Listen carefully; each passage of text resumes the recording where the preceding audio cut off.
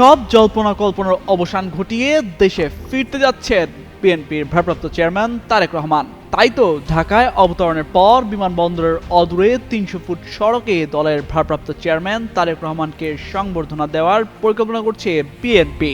সংবর্ধনায় বিপুল জনসমাগমের প্রস্তুতি নিচ্ছে দলটি। মূলত রাজধানীবাসীর জনদুর্ভোগ এড়াতেই ৩০০ ফুট সড়ক বেছে নেওয়ার চিন্তা করা হয়েছে। এরই মধ্যে দলের ভারপ্রাপ্ত চেয়ারম্যানের স্বদেশ প্রত্যাবর্তন উপলক্ষে একদিন আগেই নেতাকর্মীদের ঢাকায় আসার নির্দেশ দিয়েছে দলের হাইকমান্ড।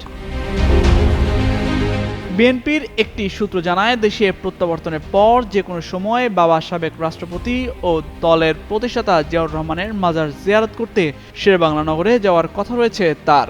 এক্ষেত্রে প্রত্যাবর্তনের পরদিন শুক্রবার তিনি তার বাবার মাজারে যেতে পারেন।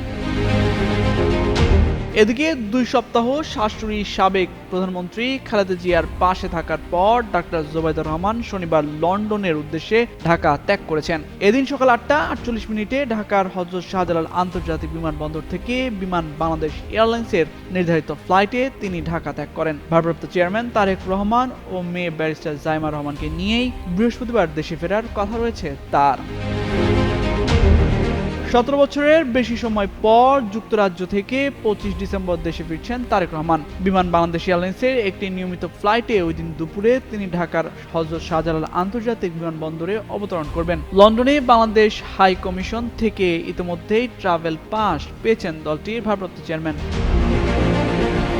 তারেক রহমানের দেশের প্রত্যাবর্তন উপলক্ষে নেতাকর্মীদের ঢাকায় আসার সুবিধার্থে ইতিমধ্যে বিশেষ ট্রেন ও বগি রিজার্ভ চেয়েছে বিএনপি। অভ্যর্থনা কমিটির সদস্য সচিব বিএনপির সিনিয়র যুগ্ম মহাসচিব রুহুল কবির রিজভী বলছেন, তারেক রহমানের দেশে ফেরাটা হবে ঐতিহাসিক। তার দেশে ফেরা স্মরণীয় করে রাখতে কাজ করছে কমিটি। সেদিন রেকর্ড সংখ্যক মানুষের উপস্থিতি হবে।